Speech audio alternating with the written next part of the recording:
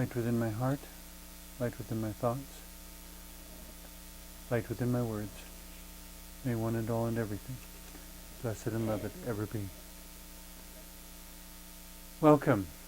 I am Sister Who. Today I wanted to dig a little deeper into the question, what next? Within the introduction, it has me walking into the what might be the backstage entrance. This going through this door, and then it just goes into darkness because we don't know what's inside. And so often, that's the best we can do when we ask the question word, what next? Because the darkness is not something we need to fear. It is simply a realm of the unknown, that we don't know what's coming next. And we hope that we'll be able to meet whatever comes next, that we have enough resources, enough adaptability, enough inventiveness within ourselves that we can do that. And of course, it's always easier once you have some experience. Those who have lived longer and been through more things, of course, in approaching new challenges, it's like having more references to what you could do within the future by having more of a past. That because I've met this challenge in that way, and I met this challenge in that way, and I encounter this challenge, which is a little like that but not completely, and a little like that but not completely. But there are elements of all these past responses that could be effective in this new situation. And so I put them all together and come up with something that, lo and behold, does work. And that's wonderful. But on a similar note, it's kind of like foreign languages. The more foreign languages you learn, the easier it is to learn another one because you have more points of reference. But it still leaves life being this always peculiarly mixed bag.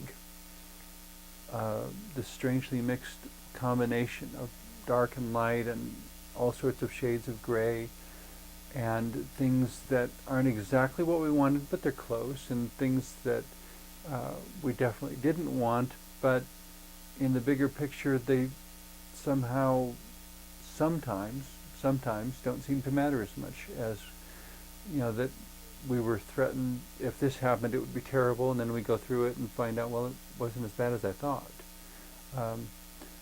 Or conversely, maybe something happens that you thought wouldn't be very bad, and it turns out to be worse. And, leaves us back at that point of asking, so why? What meaning can I give to this so that I can transform it from being disempowering and debilitating into being something empowering and something that creates more insight, more ability. The important thing to me, I guess, is not so much how we answer as embracing the question, being willing to wrestle with the question, in saying what next, to allow that there will be a certain amount of surprise, a certain amount of uncertainty. That we need the surprises, kind of like the raised eyebrow on the right part of my face, that we need there to be something that says what next, and leaves the welcome mat out for something that we've never had before, we've never known before, so that we don't have to be only the product of our past experiences, only the product of what we've got. Instead, something totally new can happen. Somebody totally new can come into our lives. Some resource we've never had before can come into our lives. It wasn't that long ago. There were people who grew up not even knowing what a computer was. And now computers seem to be everywhere. There are still people in our world who don't have a telephone in their homes.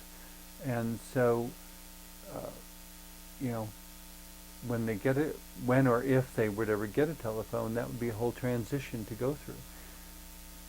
The first time I got into doing email myself over the internet using my computer, it was very much a what next kind of moment, because I discovered, to my great surprise, that suddenly, because I had email, I was hearing from people I hadn't heard from in years, because they were so thrilled with being able to use this new toy called the computer to send email, that even though I couldn't get them to answer a letter or answer a phone call, they would be very gladly send me an email. And so the what next, I turned the computer on, I sent out some emails, and suddenly I was getting emails back that I hadn't really anticipated, getting from people. And, then when, again, through the computer, we've got the availability of the internet, and you say, okay, what next? Well, every day there are new websites being added to the internet, and consequently, what next could mean making connection with resources that previously weren't available to you. And because of those resources, maybe something happening in your life that you would never have guessed would ever happen.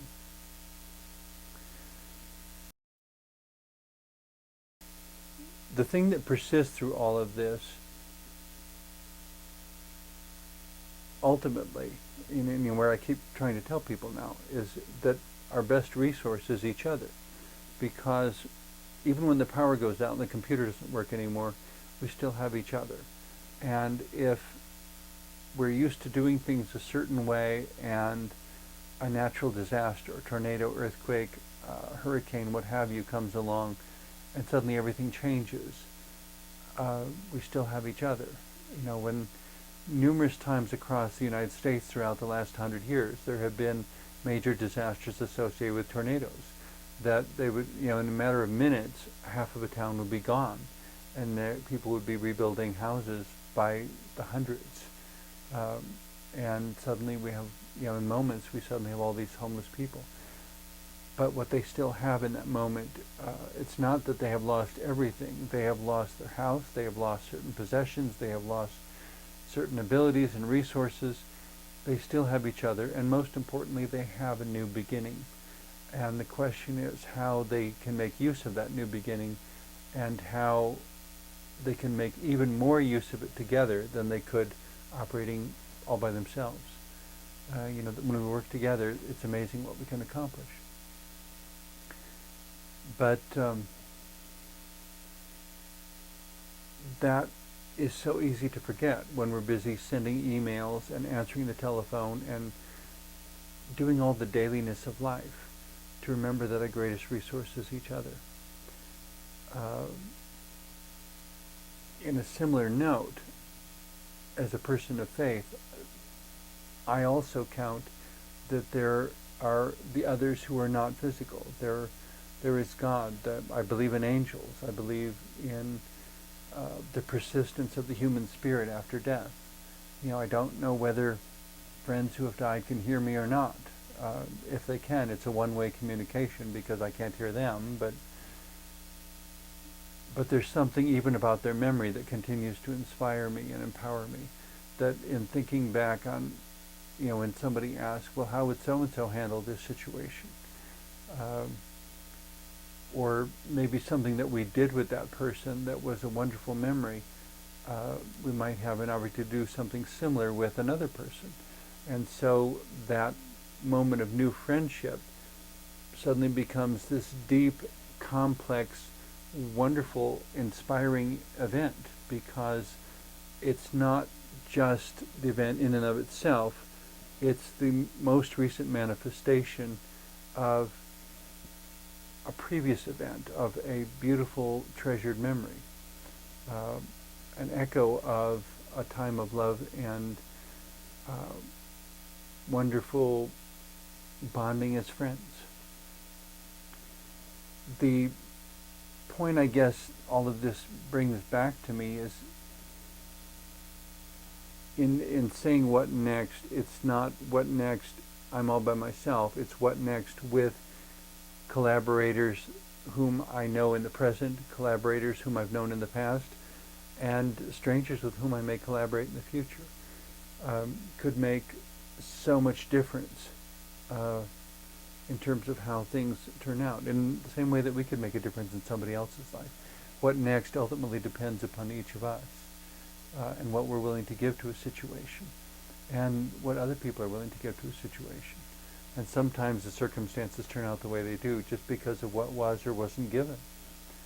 So, but in reflecting on all that, and in not wanting to tell life how it has to be, but to be honest with myself about what life is, and from that basic raw material, whatever it is, to make the very best good that I can.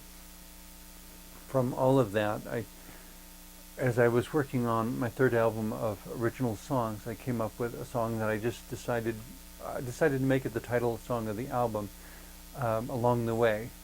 That it's very much about life being a journey, not a destination.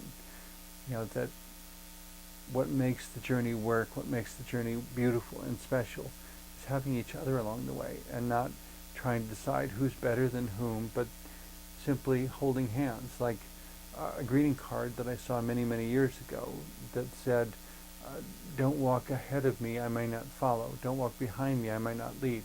Just walk beside me and be my friend. In a similar sort of way, I guess, as I've read the Bible and other sacred texts over the years, as I've spent, by now certainly hundreds of thousands of hours in prayer and meditation, reaching out with whatever spiritual ears I have to hear the voice of God in whatever way God may choose to speak, and allowing God to be a mystery, that God doesn't have to be only what I understand, that God can be more than anything I could ever comprehend. And to understand that really what being a person of faith is about, what having a belief in God is about, is having a relationship of love with that which we cannot control and which we will never fully understand, and that which is so beyond us, and yet for some reason, perhaps the way I love my dogs, loves us and seeks to watch over us to varying degrees and in various ways, because God sees a bigger picture than any of us see, and if we could see the bigger picture, we might make the same decisions that God makes, but without that information, it's all confusing. But to understand that it's okay to be confused at times. And it's okay to have struggles, and it's okay to recognize that life is a mix.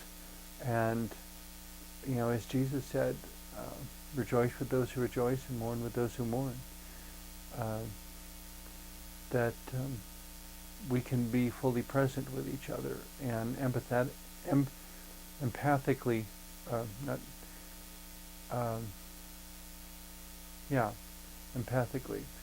having empathy, having the ability to feel with someone, not to protect them from their own experience, but to allow them to experience that communally rather than in isolation. That it's not only them who understands the tragedy, the difficulty, the loss, but that it's also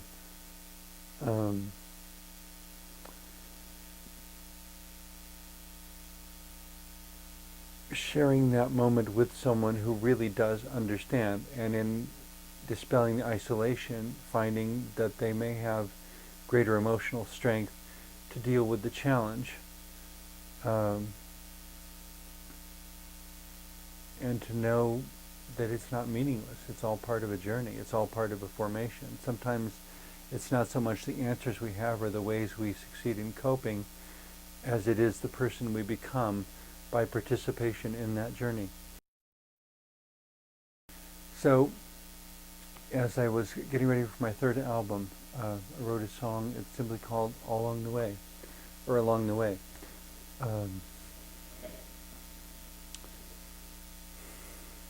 Tuning into, it comes back to that tuning into the love that is unseen, but that is the glue that holds all of life together and that allows relationships to work. When I close my eyes to see I always find you there. When I look at what's around, it gives me quite a scare. But your hand upon my shoulder and your smile within my view always helps me to remember the dream that still comes true. All along the way, your smile is on my mind.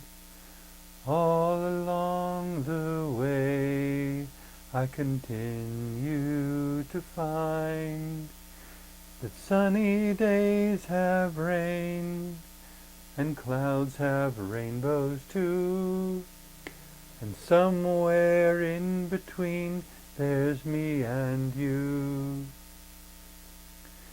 When years have passed me by, and I've nothing left to give, when friends have come and gone, and history's where we live, when the phone no longer rings, and letters don't come at all, you'll still be what I'm thinking, and perhaps you'll hear me call.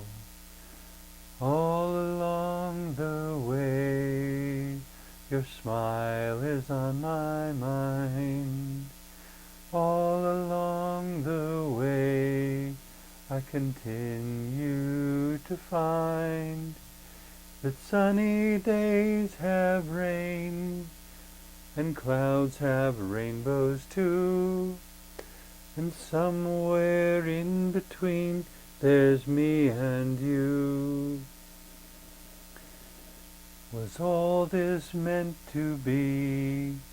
Did it make me who I am?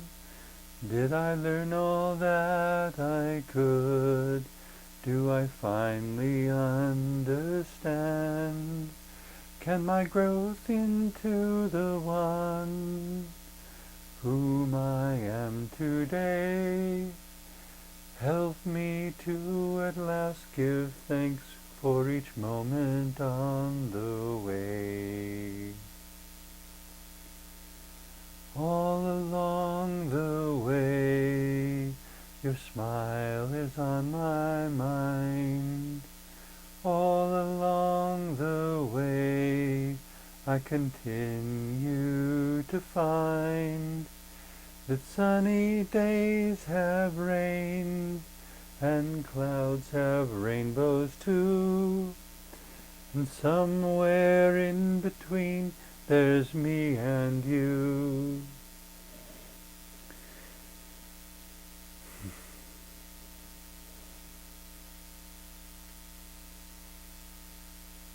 I suppose the most challenging thing about that acknowledgement, though, is recognizing that in some sense life is the blessing and the curse we all share, because it's a blessing to be here and to experience things and discover things and grow and learn and dance and sing and form relationships. And it's also the curse because we're kind of stuck in this daily place of good things happen, bad things happen. Was it a good day or a bad day? Well, it depends upon which part you're looking at. Is it wise to label every day a good day? Is it wise to have every day be a good day? I was talking with a friend, and we got to speculating about heaven, and it suddenly occurred to me that if there is no possibility of feeling pain in heaven, I don't know if I would want to go there. Because if pain isn't possible, there's an awful lot of things we've learned and a lot of things to which we're sensitive specifically because we felt pain. If we never get to feel pain again, are we going to forget all of that? Are we going to lose all our sensitivity? which I guess if heaven is truly perfect, and if God is the ultimate, or is the embodiment of ultimate wisdom and ultimate love, I think perhaps our human conceptions of heaven need some revising. That maybe it's not about being in a place where there will never be pain again. Maybe it's about being in the presence of God, of being in the presence of the embodiment of highest wisdom and greatest love, as we continue to experience life in some way that is appropriate to that place, wherever that place turns out to be.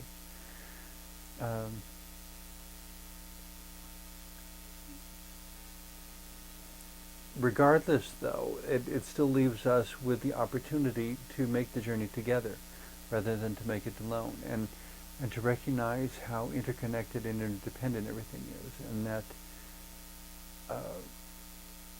none of us lives or dies in isolation. We don't do anything in a vacuum, where our lives are inextricably linked and interwoven with the lives of everything else around us, even the life of our planet. When people talk about how pollution may be shortening the life of the planet in a sense, but again, when you consider the mass that is Earth, all of human civilization is fairly superficial. But it all brings us back to asking the basic question of what next, of having an aspiration. I guess that's the other big thing that we haven't touched on yet in relation to the question, what next? Aspirations. What comes next? Or do we think we've arrived and we're orchestrating our life like it's this nice plateau? We have the house, we have the car, we have the family, everything's set, don't mess with it, I'm just going to live out my life here. Well, you basically just stagnated, which is kind of the antithesis, the opposite of what life really is. If life is about learning and growth and experiencing and discovering and dancing and singing, all of that requires change. As the ancient Greek philosopher noted, change is the only constant in the universe.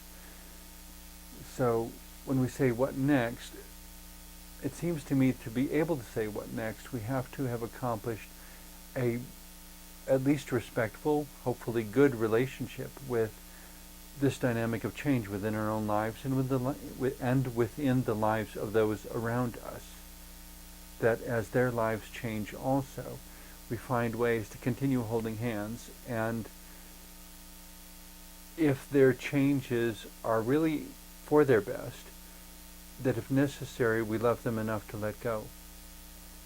I recall a line from a book written many years ago by a woman named Corrie ten Boom, who was a Dutch woman whose family got involved in hiding Jews and getting them out of the country, helping them escape to safety during the Nazi occupation of Europe in World War II.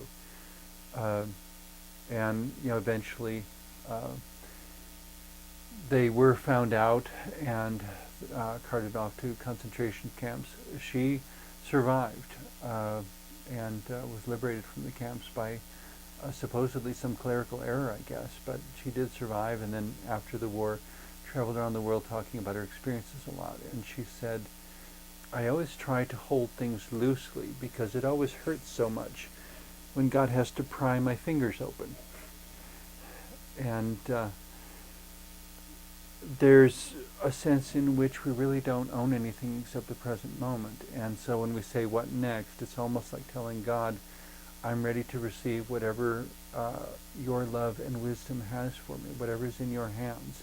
I'm not going to hang on to anything too tightly on my own, because with my limited perception and my limited understanding, I may cling to something that is not in my best interest. I may cling to something that will actually hurt me in the long run. But if I'm too close to the situation, I won't know that. It's like hanging on to a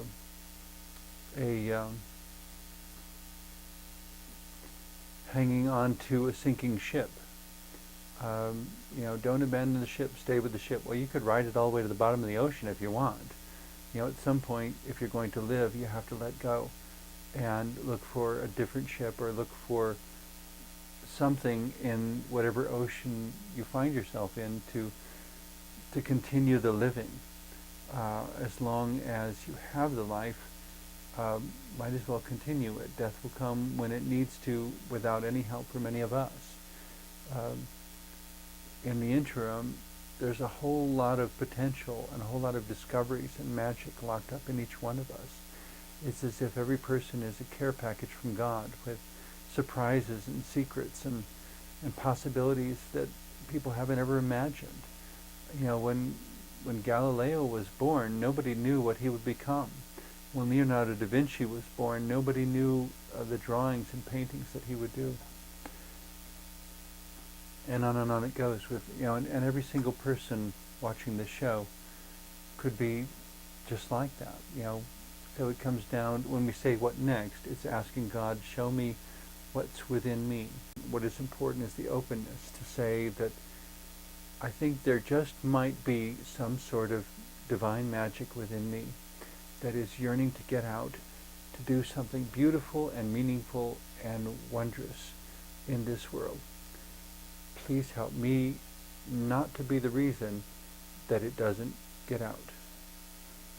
In any case, blessings, love, and peace to you in all your explorations of what comes next in your life. Hold on to your aspirations, hold on to your dreams, and trust that God will guide you to the ones that really are the best.